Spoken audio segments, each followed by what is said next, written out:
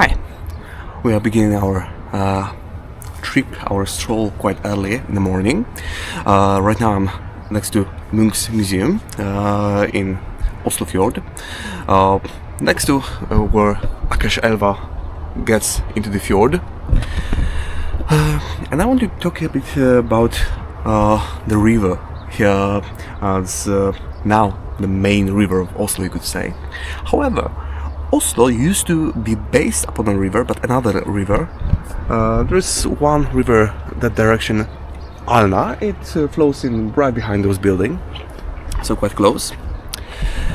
And there was a hypothesis some time ago, some long time ago, roughly 400 years ago, if not more actually, that Oslo's name came from the river over there. We still don't know, we still don't have confirmation where the name came from. But back then there was a hypothesis that the river Alna used to be called Lo, which would mean meadow. So the idea was that Oslo would come from Lo, the river, and Os as estuary or more like outlet, exit, mouth, river mouth. Oh, that's the word. However, if that would be the origin, then probably we would have Loire. That's the first thing. So it would be the Lo river, and then in possessive form, not possessive.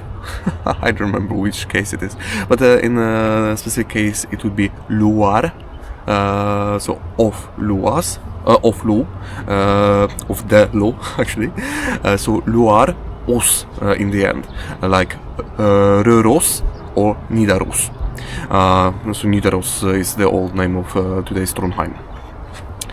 So that's probably a false hypothesis. However, still the name stuck a bit, and there is Lohavn over there behind the buildings. There is Lodal and there's Loenga. So there are places named after this hypothetical river Lo.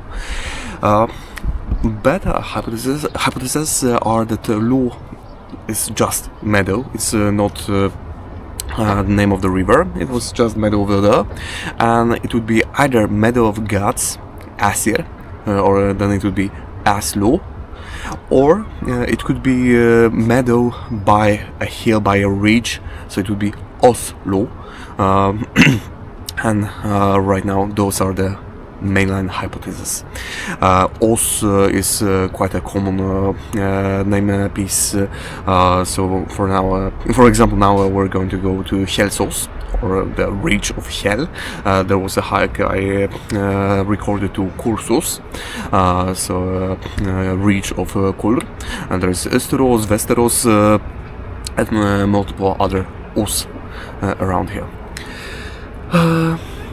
Yes, and I would like to also mention a bit further about the name of Oslo, or the history of Oslo.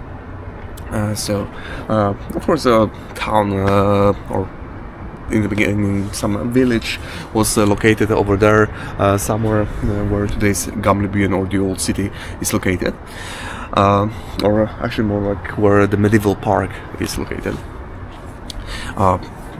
There are some traces of Christian burial from before year 1000, so there was already Christianity here that early.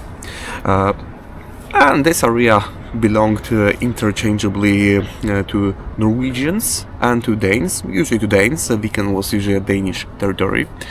Norwegians were on the west coast of today's Norway.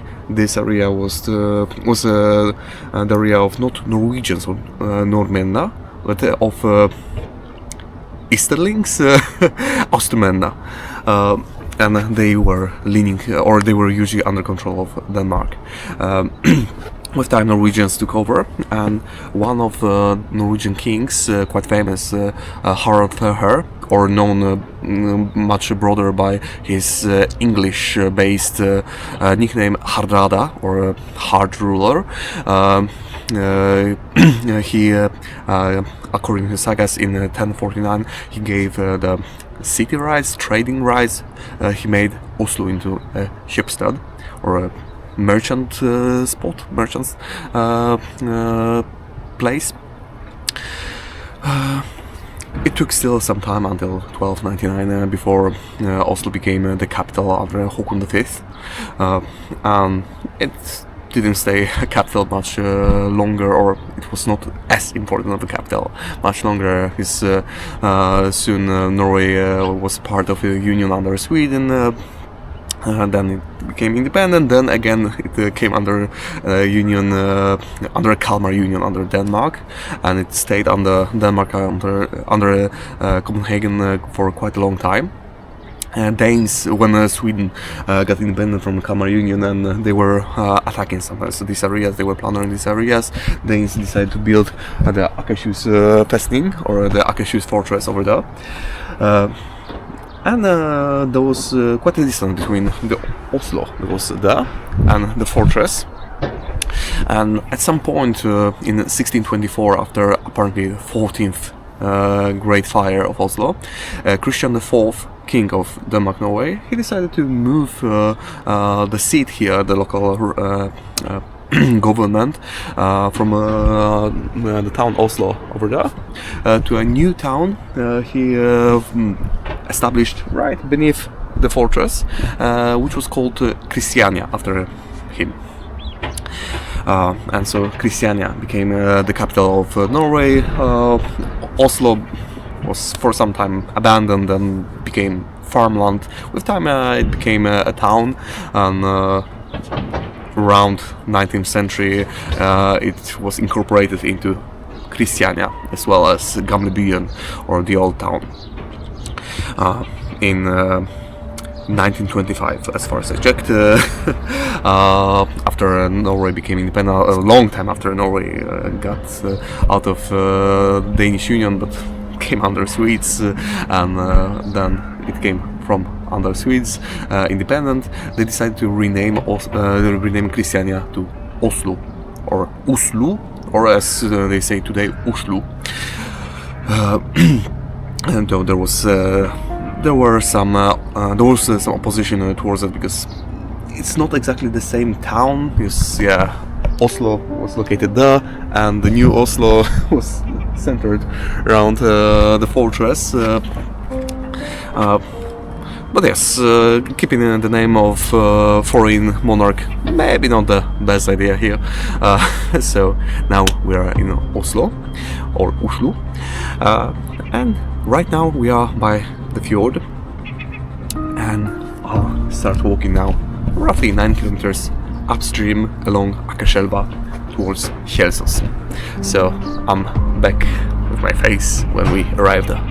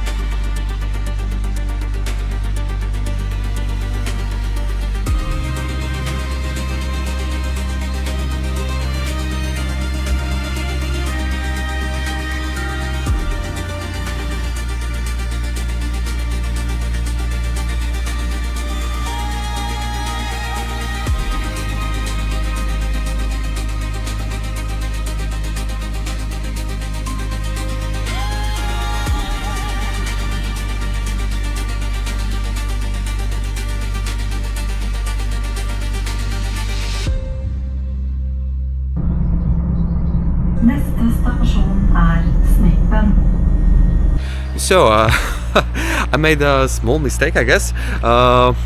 So, I arrived at Kjelsås. I was planning to stop there by the lake, by the dam, and talk a bit about the surrounding there, and then take the train to come here to Snippen. However, I walked a bit faster than I planned, and I arrived 3 minutes before the previous train, so I came 1 hour earlier here. Well, happens. So now we are in Snippen, in the south of Syggedalen. That's still Oslo. So right now, here behind me, there's Nordmarka, or Northern Marsh, Northern Forest Wilderness, and here is Lillomarka.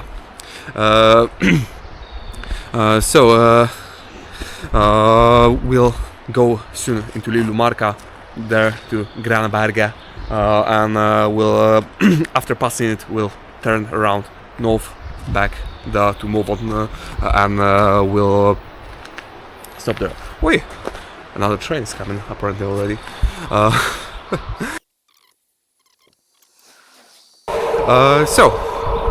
What I didn't manage to say when we were at Kjelsås, because it was too short time, I had to replace my battery. First thing, near Kjelsås there's Frisja, bus stop and district, to say, and where Frisja comes from, it's quite interesting. Frisja is the old name of Akerselva, so the river I went along, and it meant foam in Old Norse. So the main river of Oslo, the river across which the capital was moved, used to be called Foam, or Frisja. Next, Kjelsås. As I was explaining with the name of Oslo, that Os may came from Os, or the ridge hill. Kjelsås, it is literally Kjelsås, or Os of Kjell. Kjell is a Norwegian name. So there was some farmer, Kjell, who had a farm, and the farm was somewhere by a reach, so the reach was named after him, and then farm back after the reach. Yes, and finally I wanted to talk about Lillomarka, so the forest that we're going to go through a tunnel soon. I find it quite romantic in some way, that you cross a tunnel to a new area, to a new forest. Lillomarka is named after Lillo farm, which we passed long before while walking along the river. And and Lillo was one of 2 farms, Lillo and Storo, or Little and Big O. And what does O means? O, or O, is modified word O, 1-letter word, which means a stream. So there was a small and big stream, or small and big O. I like to point it to all folks studying informatics or anything with algorithmic complexity. And the stream that was meant by this O was Akersevla. So those were just 2 farms along Akersevla, Little and Big O. But now we're going to go up to Granaberget, and there I'll talk a bit more. I'll talk a bit about Aker, I'll talk a bit about Barlindåsen and various valleys around Oslo.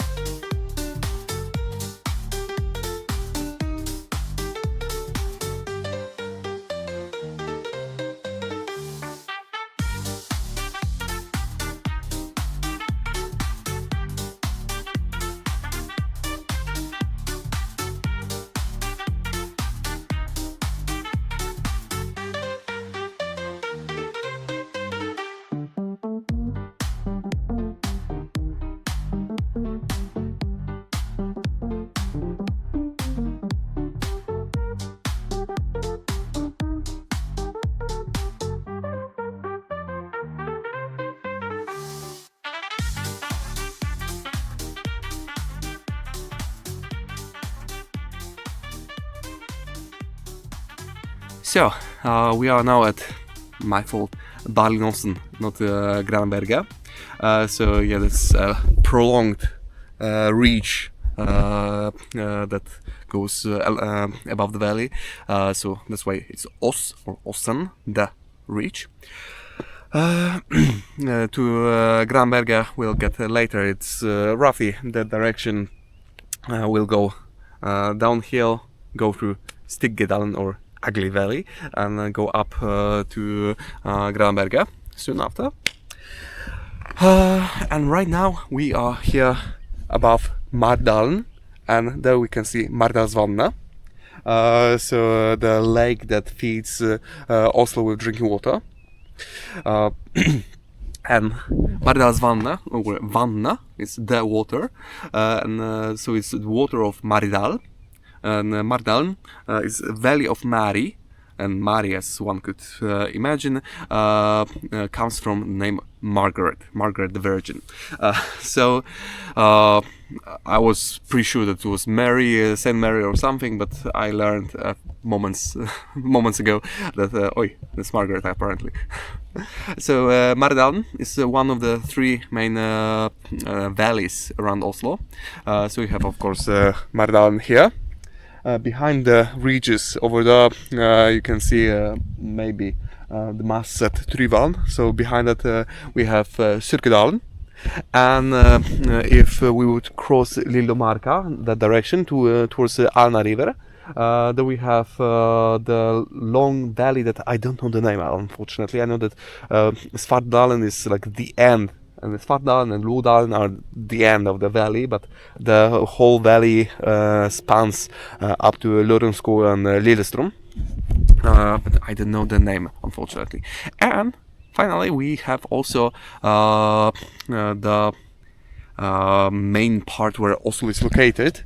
So all the buildings are laying in so-called gryta or depot around the fjord, or not true fjord.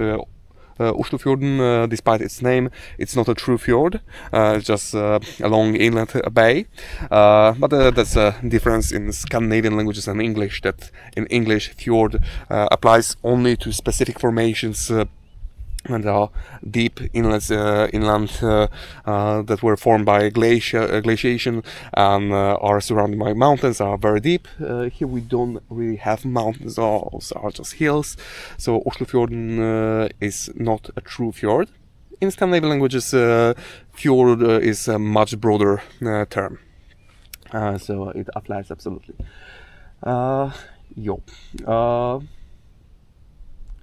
So that's all that I wanted to mention here. So soon after I rested a bit because my knee was a bit overstretched recently, and I'm not sure if I'm not making a mistake of taking the hike today. Maybe I should give it a few days of rest still. But yeah, after a small break I'll continue and we'll go down to Syggedalen or the Ugly Valley and go up to Granaberget, where we'll have another stop.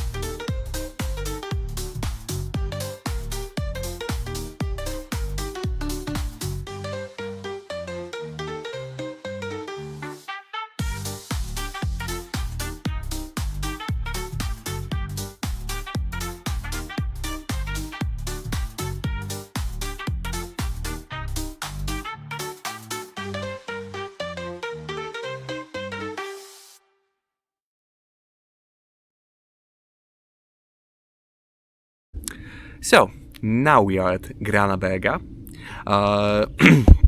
and if we look there, we can see Barlindåsen. So we went from there down the ridge through the ugly valley and uphill here. My knee still lives, though it's going to require some rest after. I hope I'm not destroying my other knee in the meantime. So now, as we are at Granaberget, I didn't know it before, I just checked it moments ago. I found the etymology. So Gran in Norwegian is spruce. So right now I'm sitting below a pine, so not exactly, but if you look around, there are lots of spruces around here. And one small trivia about word spruce that is connected to my nationality, Polish. Apparently, spruce was, as etymologically, came from merchants from probably Polish city Gdańsk,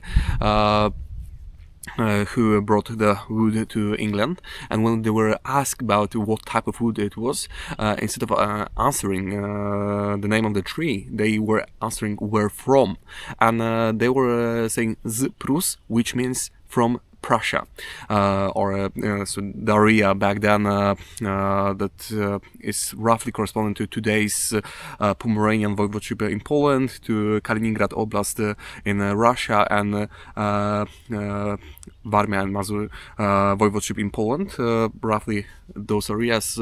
That was called Prussia, from the Prussian or Prussians that lived there before and were assimilated with time due to some political machinations. The name was inherited by German electors from Brandenburg. Brandenburg, that's the pronunciation. Also about Berg or Berg here, so Granaberget, so Edberg, as in German, Berg is a mountain. In Norwegian, Berg, Edberg, is just a rocky hill. So this is a rocky hill of spruces. Nota bene, Bergen, second largest city, I think, in Norway, is not connected to word Berg. I would have to check what it was. It was Bjørgvin. A vin was some type of meadow. Again, lots of words for meadows, but I don't remember what Bjørg was from. So it was Bjørgvin in the beginning, and with time the name changed to Bergen. Yes, so now we can continue downhill to Langvann, to Nordre, or Nedre. I don't remember now if it was northern or lower, or maybe some other name. Langvann, or long water. And then we'll get to the Sinober cabin, from which we'll continue to Movatn station.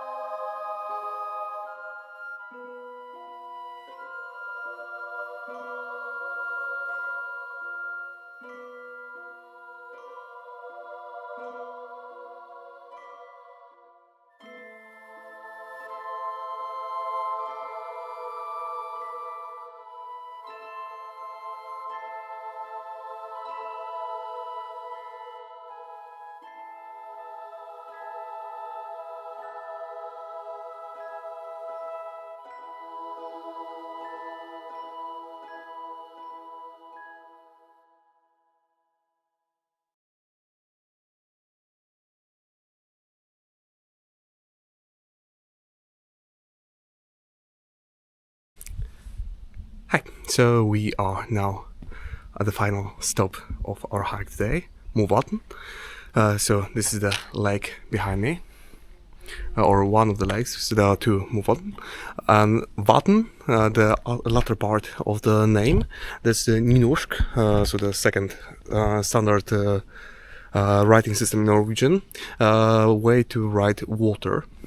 So it's water of Mo, and Mo comes from Old Norse mor, which would mean heather. So it's a heather lake, heather water. So here our hike ends. So that was a small stroll along Akersevla, or up Akersevla, and then around Lillomarka. And due to my knee problems, I decided to use the flat roads in the end and not to overstress myself with too difficult paths at the end. And that's all. So, see you folks.